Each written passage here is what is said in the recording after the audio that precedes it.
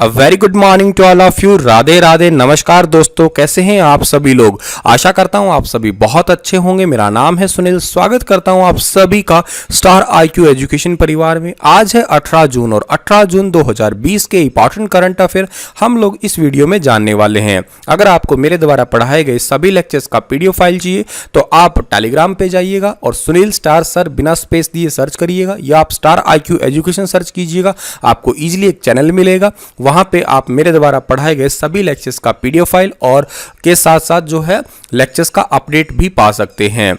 Link जो है वो डिस्क्रिप्शन में दे रखा है, अगर आपको ढूंढने में थोड़ा बहुत भी परेशानी होती है तो। आइए शुरू करते हैं। दुनिया भर में कोरोना संक्रमित लोगों की संख्या कितनी है? 83,91,788 लोग जो है कोरोना संक्रमित हो चुके हैं। मौतों का आंकड़ा जो है वो 4.5 लाख प्लस जा चुका है। यही आंकड़ा अमेरिका में सर्वाधिक है, जहां पे 22,33,854 लोग कोरोना संक्रमित हो चुके हैं और यहाँ पे मरने वालों की कुल संख्या 1,19,940 हो चुकी है। 2 पे ब्राजील है, 3 पे रशिया है और 4 नंबर पे भारत है। भारत के अंदर जो है यही आंकड़े 3,67,264 पहुंच चुके हैं। आप देखिएगा एक दिन के अंदर 13,000 प्लस केसेस आए हैं और मौतों का आंकड़ा जो है इंडिया के अंदर 12,262 पहुंच चुका है। पहला हमारा क्वेश्चन है कि हाल ही में किसने ई ऑफिस एप्लीकेशन को लॉन्च किया है? Who has recently launched the e-office application? तो अभी हाल ही में ई एप्लीकेशन लॉन्च किया है एम अजीत ने।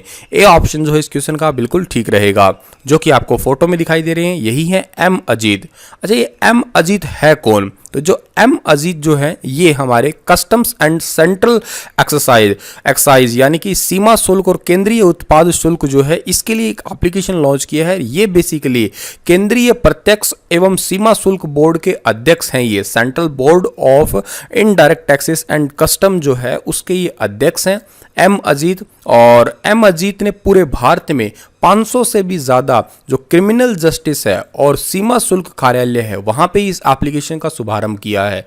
आप सभी को पता है कि कोरोना संक्रमित होने का एक थोड़ा बड़ा डर रहता है कि कहीं कागज़ के ऊपर इन्फेक्टेड व्यक्ति ने टच कर दिया हो तो फिर वो कागज़ जैसे जैसे आगे आगे मूव फॉरवर्ड होता रहता है तो हो सकता है कि ऐसे कोरोना संक्रमित फैल सकता है। मैंने आपको पहले भी कहा है कि ज़माना बदल चुका है और इस लॉकडाउन के बाद में तो बहुत सारी चीज़ों में बदलाव आएगा। यही एक बड़ा बदलाव समझ लीजिएगा आप लोग कि अब हर काम जो है वो ऑफलाइन की बजाय ऑनलाइन होने लग जाएगा, यानी कि ई ऑफिस एप्लीकेशन, सारी एप्लीकेशन, सारा डेटा, वो सब कुछ आपका जो है ई यानी कि एक ऐप के थ्रू रहेगा या एक कोई वेबसाइट के थ्रू कंडक्ट होने वाला है।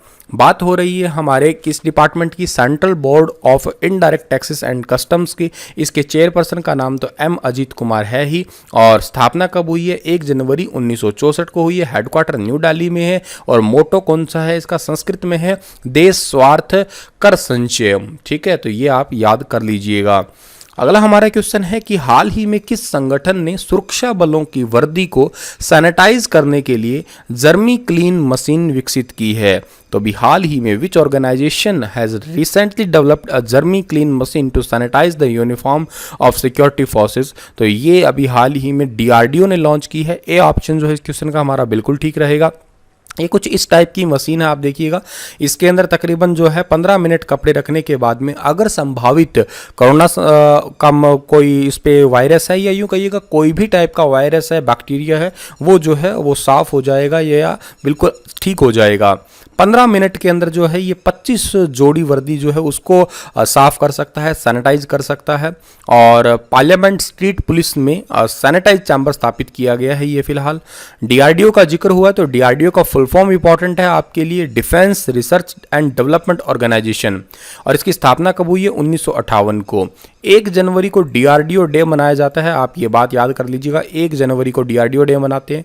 हेडक्वार्टर न्यू दिल्ली में है। अध्यक्ष का नाम जी सतीश रेड्डी है और इसका मोटो है बलश्य मूलम विज्ञानम, यानी कि इंग्लिश में है strengthen is an origin of science. India में जितने भी मिसाइल बनाता है वो डीआरडीओ ही बनाता है। आप नॉर्मली जैसे ब्रह्मोस हुआ, तेजस हुआ, अग्नि हुआ, ये डीआरडीओ मिसाइल बनाता है। लेकिन आप अब मन में सोचेंगे सर डीआरडीओ तो मिसाइल बनाता है तो फिर ये कहाँ सैनिटाइजर चैम्बर बनाने लग गया?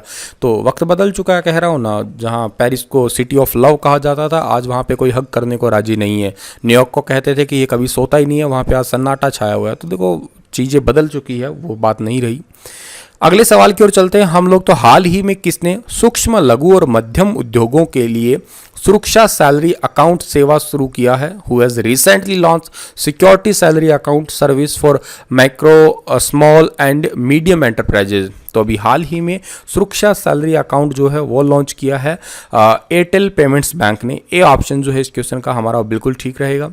एमएसएमई इसको बोलते हैं और भारत में 7 मिलियन से अधिक इसके यूनिट है, जो कि भारत की जीडीपी का तकरीबन 29% है। एयरटेल पेमेंट बैंक ने सिक्योरिटी पेमेंट्स के लिए जो है ये एक आपका सिस्टम लॉन्च किया है एमएसएमई के लिए। एयरटेल पेमेंट बैंक के जो सीईओ है उनका नाम है अनुव्रत विश्वास और इसका हेडक्वार्टर है न्यू दिल्ली के अंदर।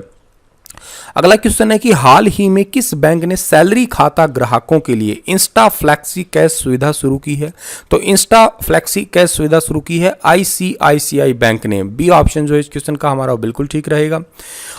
इस एंड टू एंड सुविधा का लाभ ग्राहक बिना किसी डॉक्यूमेंट देने अथवा बैंक शाखा पर जाए बिना इंटरनेट बैंकिंग प्लेटफॉर्म के इस्तेमाल जो है कर सकते हैं।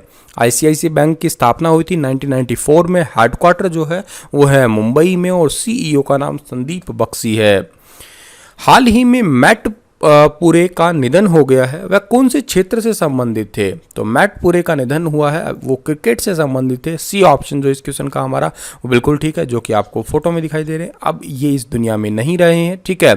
और न्यूजीलैंड के थे ये। न्यूजीलैंड के पूर्व टेस्ट क्रिकेटर मैट पुरे का निधन हुआ है। इन्होंने 1953 से 1956 के बीच में न्यूजीलैंड के लिए 14 टेस्ट में से 355 रन और 9 विकेट लिए थे।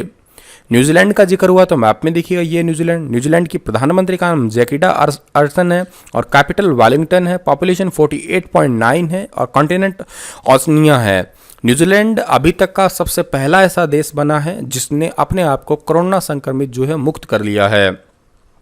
हाल ही में किस राज्य में मछली की नई प्रजाति खोजी गई है या मिली है? तो अभी हाल ही में अरुणाचल प्रदेश के अंदर जो है वो एक नई मछली की प्रजाति मिली है। ए ऑप्शन जो है इस क्वेश्चन का बिल्कुल ठीक रहेगा। इस मछली की प्रजाति का नाम क्या रखा गया है? सीजोथोरैक्स सिकुसी रूमेनिस। ठीक है, 2 बार पढ़ लीजिएगा। सीजोथोरैक्स सिकुसी रूमेनिस जो है ये नई प्रजाति का नाम है। अरुणाचल प्रदेश को मैप में देखिएगा। भारत में सबसे पहले सूर्योदय अरुणाचल प्रदेश में ही होता है। राजधानी ईटानगर है। मुख्यमंत्री पेमा खांडू है। राज्यपाल बीडी मिश्रा है।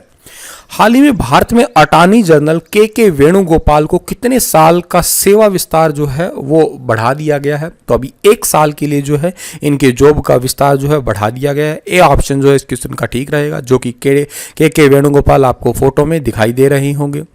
ये देश के प्रमुख वकील है जिन्हें अटॉर्नी जनरल के रूप में 30 जून 2017 को मुकुल रोहतगी के स्थान पर बनाया गया था। भारत में अटॉर्नी जनरल को भारत के राष्ट्रपति द्वारा जो है वो नियुक्त किया जाता है। हाल ही में किसने कोविड-19 लोक शिकायतों पर फीडबैक कॉल सेंटर लॉन्च किया है? तो ये किसने किया है? तो फीडबैक कॉल सेंटर लॉन्च किया है डॉक्टर जितेंद्र सिंह ने। ए ऑप्शन जो है इस क्वेश्चन का हमारा बिल्कुल ठीक रहेगा। केंद्रीय कार्मिक लोक शिकायत और पेंशन राज्य मंत्री है जितेंद्र सिंह। इन्होंने कोविड-19 लोक शिकायतों पर फीडबैक कॉल सेंटर जो है स्थापित किया है ताकि उन जितने भी लोग हैं उनको उनकी समस्याओं से रिलेटेड जो है जवाब मिल सके। हाल ही में कौन सा देश global partnership on artificial intelligence में शामिल हुआ है? तो अभी हाल ही में global partnership on artificial intelligence के अंदर जो शामिल हुआ है वो हमारा प्यारा देश ही शामिल हुआ है। सी ऑप्शन जो है इस क्वेश्चन का हमारा वो बिल्कुल ठीक रहेगा। अगले सवाल की ओर चलते हैं हम लोग। तो AIIB ने 17 जून 2020 को भारत को कितना लोन जो है वो अप्रूव किया है? IAS 2019 के अंदर जो है प्री पेपर के अंदर AIIB के बारे में पूछ रखा था और अभी हाल ही में AIIB ने जो है इंडिया के लिए $750 मिलियन जो है ये अभी प्रपोजल के रूप में या स्वीकृति के रूप में जो है वो दिया है। इंडियन गवर्नमेंट को थोड़ा मजबूत बनाने के लिए और कोविड-19 से लड़ने के लिए ये वाला लोन दिया गया है। AIIB की फुल फॉर्म क्या है? Asian infrastructure culture investment bank. Headquarter है बीजिंग चाइना में और मेंबरशिप है 102 मेंबर्स है इसके। ये क्वेश्चन पूछा गया था, ठीक है, ये पूछा था कितने मेंबर है, ठीक है। स्थापना इसकी 16 जनवरी 2016 को हुई थी, ठीक है। ओपन फॉर बिजनेस के लिए जो ओपन हो गया था ये 25 दिसंबर 2015 को, ठीक है, लेकिन ये अच्छे तरीके से पूरे काम करने लगा था 16 जनवरी 2016 को, ठीक है।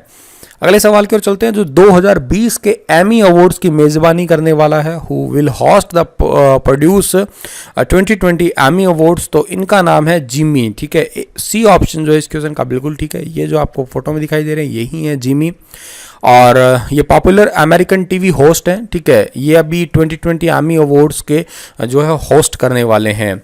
चलिएगा, इसी के साथ ये लेक्चर समाप्त होता है। आशा करता हूँ आपको चीज़ें समझ आई होंगी। कल फिर हाजिर रहूँगा लेटेस्ट अपडेट के साथ में। तब तक के लिए आप हंसते रहना, मुस्कुराते रहना।